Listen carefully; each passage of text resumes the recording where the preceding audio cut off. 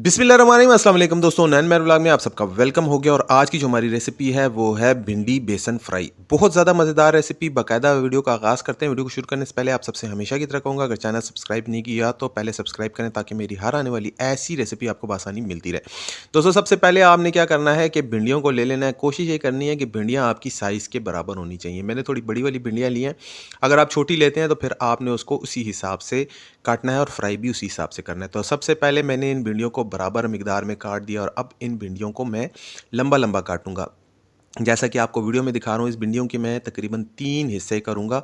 इसी तरीके से आपने भी कर लेने हैं और इसके फिर बीज भी हमने बीच में से निकालने हैं। पूरे नहीं निकालने, थोड़े से निकालने, जो गिर रहे हैं वो वाले निकालने। कैसे निकालने हैं आगे वीडियो में चल के आपको दिखाता हूँ। सबसे पहले आपने इसको इसी तरह से साइज़ वाइज काट लेना है, क्योंकि ये आपकी जो भिंडी है फिर सही तरीके से पकती है, हर जगह से फ्राई होती है, मुकम्मल पक जाती है।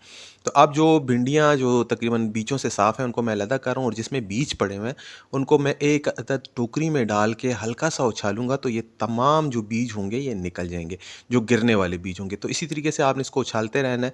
जो कच्चे बीज होंगे यानी कि जो पक चुके होंगे, सख्त बीज होंगे, वो निकल जाएंगे। देखें, अब ये देखें तमाम सुराखों से बीज निकल रहे हैं। इसको इस तरीके से मैं हिलाता जाऊँगा और तकरीबन उस भिंडियों के साथ शामिल करता रहूँगा जिसके अंदर बीज नहीं होते।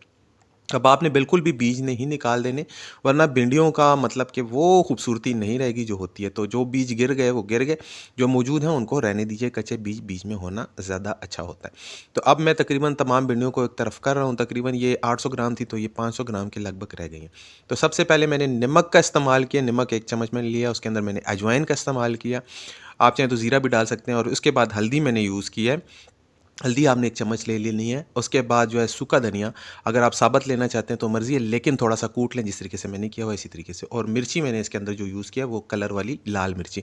अगर आपने का कलर नहीं यूज़ करनी तो आप सादी भी यूज़ कर सकते हैं। उसके बाद बेसन मैंने इसके अंदर शामिल किया है। 4 चम्मच बेसन आपने इसके अंदर शामिल करना है, आधा किलो भिंडी के अंदर। तो इसी तरीके से हमने इसको जो है कि अब मसाला बना देना है। अब मैं इसको अच्छे तरीके से मिलाऊँगा। और एक चीज़ आपने पॉइंट याद रखना है कि अब आपने इसके अंदर चाट मसाला डालना है। ये मैंने सेपरेट से इसलिए डाल दिया है ताकि आपको समझ आ जाए कि चाट मसाला भी बीच में डलेगा।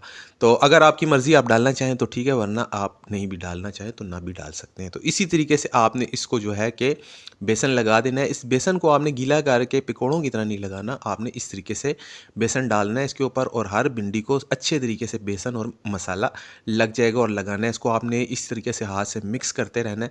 नीचे बचा हुआ जो बेसन होगा उसका एक और हल आपको बताता हूँ, जो कि बहुत ज़्यादा ईजी है। आपने पहले सबको बेसन लगा लेना है इसी तरीके से, ताकि हर जगह पे बेसन लग जाए।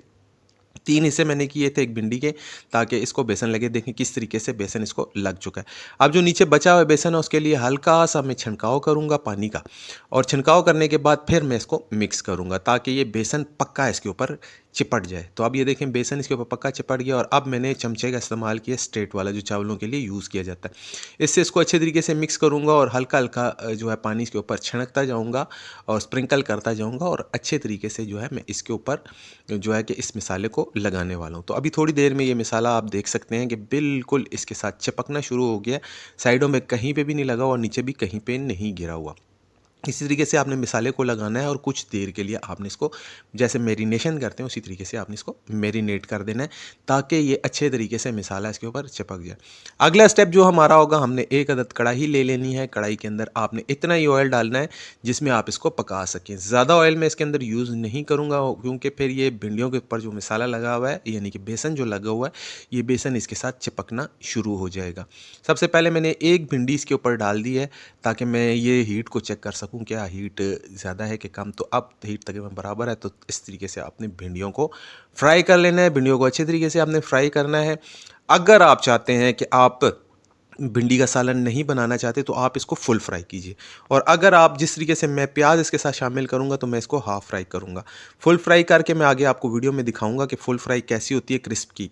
तो अगर आपने फुल फ्राई करना है तो आपने इसको और थोड़ा पकाना है ताकि इसमें से ये लेस ख़त्म हो जाए। तो मैंने इसके अंदर लेस रखी है क्योंकि मैं इसको प्याज के साथ फ्राई करूँगा। अगर आपने बिल्कुल ही क्रिस्पी रेसिपी देखनी है तो आप कमेंट में मुझे बता दीजिएगा, मैं आपके लिए बना दूंगा।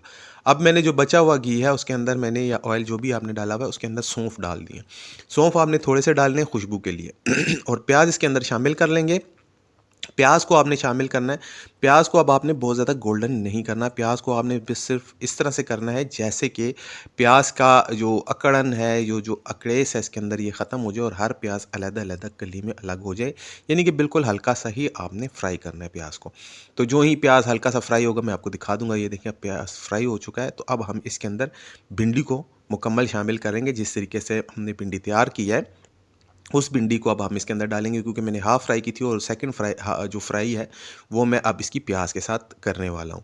तो अब हम इसके अंदर भिंडियों को शामिल कर देंगे जो कि हमने फ्राई की हुई थी, जिसको हमने निकाला हुआ था। अब हमने भिंडियों को इसके अंदर शामिल कर देना है। शामिल करना आपने थोड़ा थोड़ा करके डालना है। इसी तरीके से आपने इसके अंदर शामिल कर देना है। और अब आँच को हम थोड़ा सा तेज़ करेंगे और तेज़ करने के बाद हम इसको थोड़ा सा भुनेंगे, ताकि प्याज़ों के अंदर जो पानी है वो भी निकल जाए और भिंडियों के अंदर भी जो थोड़ी सी लेस है वो भी निकल जाए। तो अब हम इसको इस तरीके से चमचे के साथ पलटाते उल्टाते फ्राई करेंगे। फ्राई आपने इस हद तक करना है कि भिंडियाँ पक जाएँ। तो अब ये देखें तकरीबन भिंडियाँ पक चुकी हैं। अब इसके ऊपर मैं ढक्कन लगा के इसको तकरीबन 10 मिनट का दम दूँगा, लेकिन मिड में मैं इसके अंदर थोड़ी-सी सब्ज़ मिर्चें डालूँगा। उस टाइम पे मैं इसको खोलूँगा। तकरीबन आप 4 मिनट के बाद या 5 मिनट के बाद आप इसका ढक्कन हटाकर इस तरीके से आप सब्ज़ मिर्चें साबुत डालना चाहें साबुत डाल सकते हैं, कटी हुई डालना चाहें तो कटी हुई भी डाल सकते हैं। अब इसको 5 मिनट का और दम में लगाऊँगा ताकि ये मिर्चें भी अच्छे तरीके से पक जाएँ। तो अब ये हमारी भिंडी बन के तैयार हो चुकी है और ये पानी इसका जो उड़ रहा था वो ऊपर थोड़ा सा आया, वो नीचे गिर गया। और अब हम इसको अगेन थोड़ा सा फ्राई करेंगे ताकि जो थोड़ा सा बोता पानी भी है वो भी इसके अंदर से ख़त्म हो जाए। तो अब ये भिंडियाँ हमारी बन के तैयार हो चुकी हैं। और ये इसके बनने की जो आपको बिल्कुल रिपोर्ट या ओके सिस्टम आपको जब पता लगेगा जब ये बिल्कुल ही आपके चमचे के साथ लगना बंद हो जाएंगी। जब चमचे के साथ चिपकेगी तो उसका मतलब ये होगा कि इसके अंदर लेस मौजूद है। जब ये चम्मच के साथ नहीं लगेगी तो इसका मतलब ये होगा कि ये पक चुकी हैं। तो अब आप इसको फ्राई करते जाएँ, जब ये गोल्डन कलर की हो जाएँ तो फिर ये पक चुकी होंगी। तो अब ये देखिए हमारी भिंडी बन के तैयार हो चुकी है। इसको मैं डिश आउट कर रहा हूँ। डिश आउट करने के बाद इसकी फाइनल लुक आपको दिखा देता हूँ कि ये बहुत ही ज़्यादा मज़ेदार बनने वाली रेसिपी है। आप इसको घर में ज़रूर ट्राई कीजिएगा, दोस्तों को ज़रूर खिलाइएगा और गोश्त को आप भूल जाएँगे कि गोश्त पकता किस तरह का, उसका टेस्ट किस तरह से होता है। इसका बहुत ही ज़्यादा मज़े का टेस्ट होता है। तो मेरी रेसिपीज़ को देखते रहा करें। इसी तरीके से आपसे मिलूँगा एक नई वीडियो के साथ। तब तक के लिए भाई को इजाज़त दीजिए। अल्लाह हाफ़िज़।